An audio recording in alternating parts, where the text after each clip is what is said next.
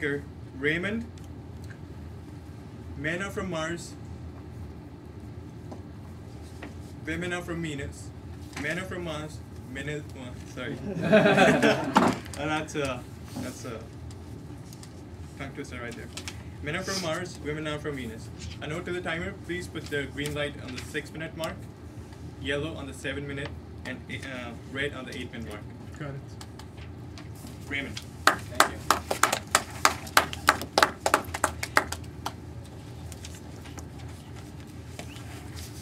Ladies and gentlemen, before I start a speech, I will pick 2 volunteers for a quick survey first.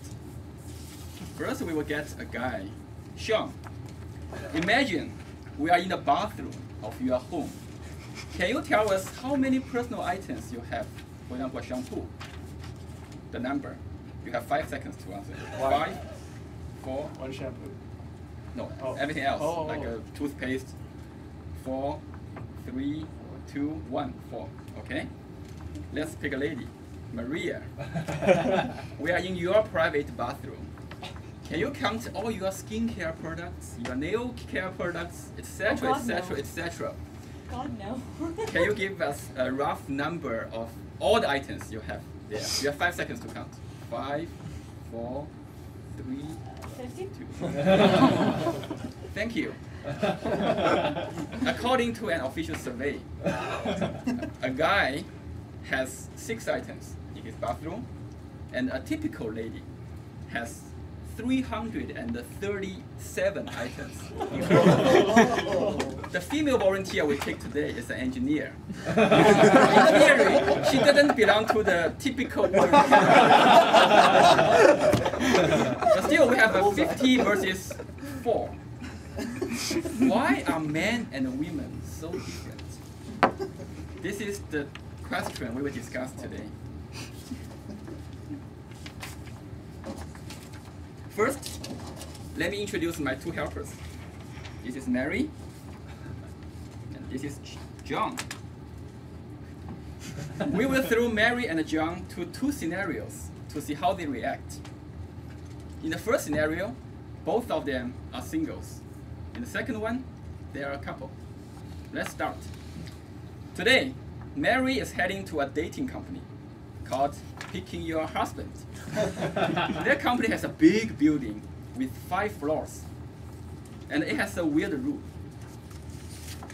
After you climb up to a higher floor, you can never come back to the previous one. Mary walks to the first floor. It writes, "All guys here have jobs and they love children." Mary doesn't hesitate, but climbs up. On the second floor, it writes, "All guys here have jobs, they love children, and they are handsome." Mary takes a pause, but she climbs up. On the third floor, it writes, "All guys here have jobs, they love children, they are extremely handsome, and they do housework." Mary thinks for a while, but she decides to climb up. On the fourth floor, it writes, "All guys here have jobs, they love children, they are extremely handsome, they do housework, and they are very romantic." Mary cries, "Oh my God!" She thinks for a long time, but still, she wants to see what's on the top floor. She climbs up. On the 5th floor, it writes, "You are the 1,200,000 visitor. There are no men on this floor. The existence of this floor is to prove how hard to please women." Mary represents the majority of women. From this story, we can tell women's standard for men is very high. Have you ever heard women complaining their boyfriends or their husbands not perfect enough? Let me give you a live proof. Take a look at me. I can cook. I have a decent job. I'm not bad looking. I fix stuff in my house, and I can be romantic sometimes. But my wife told me that I was only 80% qualified based on her standard. Let's take a look at John. John goes to a dating company called Picking Your Wife, And their company has the exact same business model. John enters the first floor. He writes, all ladies here are beautiful. He thinks for a long time, but he decides to climb up. On the second floor, he writes, all ladies here are beautiful, and they are rich. John stays on that floor. And he notices no other guys bother to go to the third or upper floors. John represents the majority of men. From this story, we can tell, comparing to women, men are more realistic, but also more shallow. From this, it's very sad that many men pay too much attention to women's appearance instead of appreciating their brains.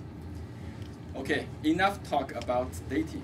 Let's move to the second scenario, where Mary and John are a couple.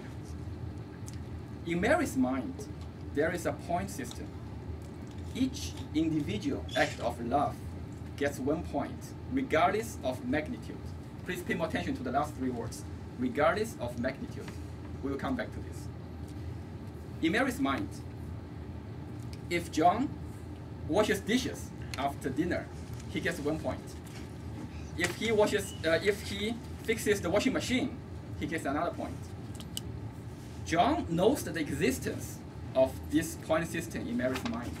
However, he thinks he deserves a block of points for those important things. In this example, he may have spent hours fixing the washing machine, which he thinks deserves 20 points. With this assumption, he may be able to just skip many unimportant things. But to Mary, fixing the washing machine only gets John 1 point. She wants John to do more little things for her in regular basis, because that makes Mary to think John cares for her more constantly.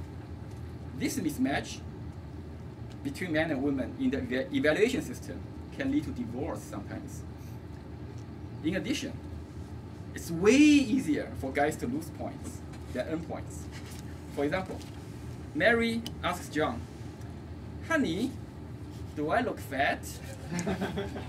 If John hesitates to answer, he will lose 15 points right away. If he asks where, he will lose 35 points. And any other response will make him lose 20 points. Guys, you need to have a complete picture of women's point system. Otherwise, you are finished. To conclude, knowing men and women are from different planets can resolve a lot of mysteries. Why men always start a conversation and women finish it? Why a woman always has the last word in the argument? Anything a man says after that is the beginning of a new argument. Why a woman always worries about the future until she gets a husband? A man never worries about the future until he gets a wife. The answer of all these questions is men are from Mars, women are from Venus. Thank you.